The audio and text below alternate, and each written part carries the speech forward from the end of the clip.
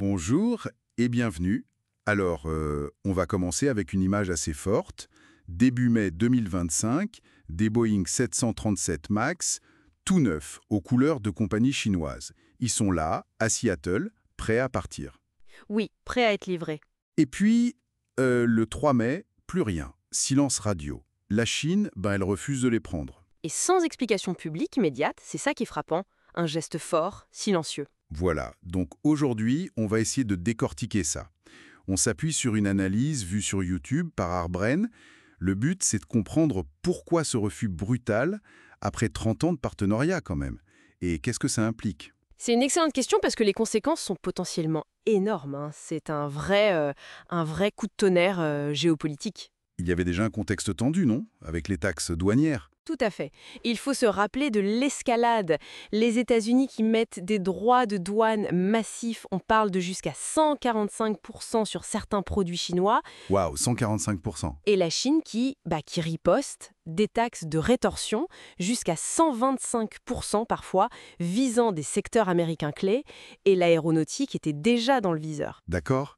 Mais là, refuser carrément les avions, c'est autre chose qu'une taxe. C'est une sanction directe, une vraie rupture stratégique en fait. Exactement, ça dépasse le simple commercial. C'est une action qui semble coordonnée et surtout silencieuse.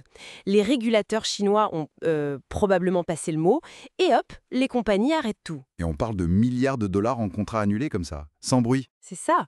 Et ça suggère peut-être plus qu'une simple réaction aux tarifs.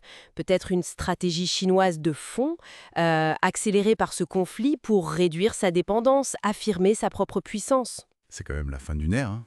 Boeing a vraiment participé à construire le réseau aérien chinois. La Chine, c'était énorme pour eux, hein. Ah oui, jusqu'à un quart de leur livraison mondiale parfois. C'est colossal. Et il y avait cet investissement symbolique de Boeing, cette usine de finition à Jushan. Oui, je m'en souviens, c'était vu comme un gage de confiance mutuelle. Exactement. Et aujourd'hui, ce symbole est un peu réduit à néant. Concrètement, ça veut dire des dizaines d'avions cloués au sol aux États-Unis, des avions déjà peints, déjà configurés pour les clients chinois. Ça doit être un choc terrible pour Boeing. Les pertes financières, on imagine. On parle de plusieurs milliards, oui, facilement. Mais au-delà de l'argent immédiat, c'est le problème de quoi faire de ces avions. Oui, c'est pas comme si on pouvait juste les repeindre et les vendre aux voisins.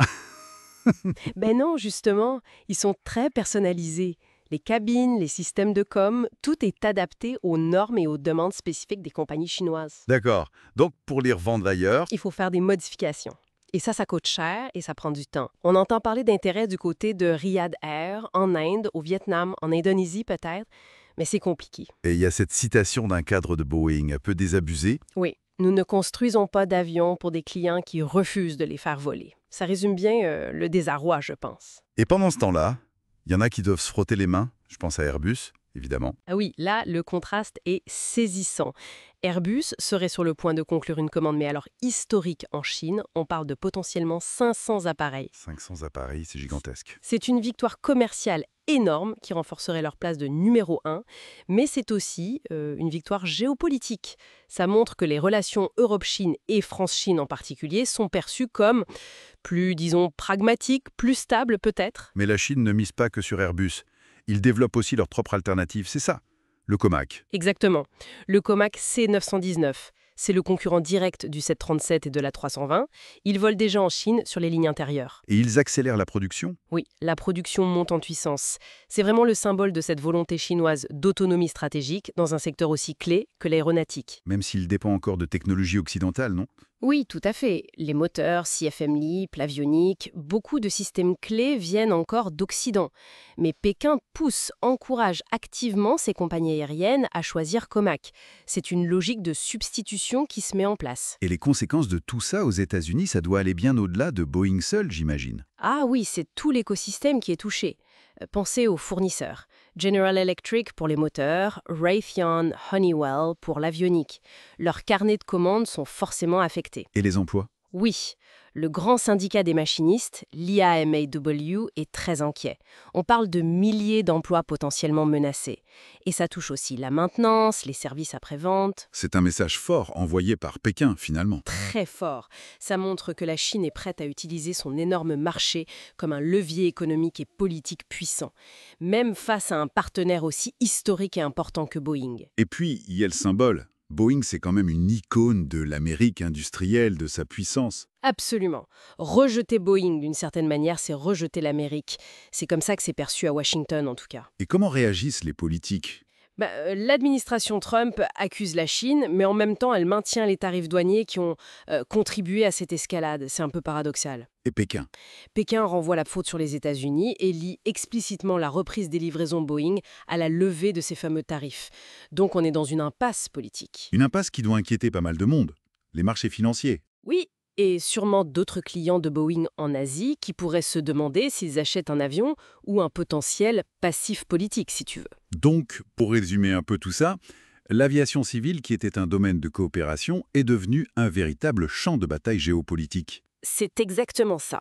La décision chinoise, ce n'est pas juste une riposte commerciale. C'est un mouvement stratégique majeur qui vise, potentiellement, à remodeler l'équilibre mondial dans ce secteur. Et Boeing, symbole de cette suprématie industrielle américaine pendant des décennies, se retrouve en pleine zone de turbulence. Un atterrissage forcé, pourrait-on dire. Tout à fait, et ça nous laisse avec une question assez fondamentale pour la suite, je trouve. Laquelle? Si un géant comme Boeing, un pilier industriel peut être déstabilisé à ce point par des décisions, par des calculs purement géopolitiques, qu'est-ce que ça dit sur l'avenir de la domination industrielle occidentale, surtout face à une Chine qui, clairement, n'hésite plus à redéfinir les règles du jeu mondial?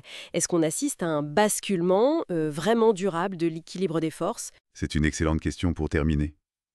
De quoi réfléchir. Merci beaucoup pour cette analyse. Merci à vous.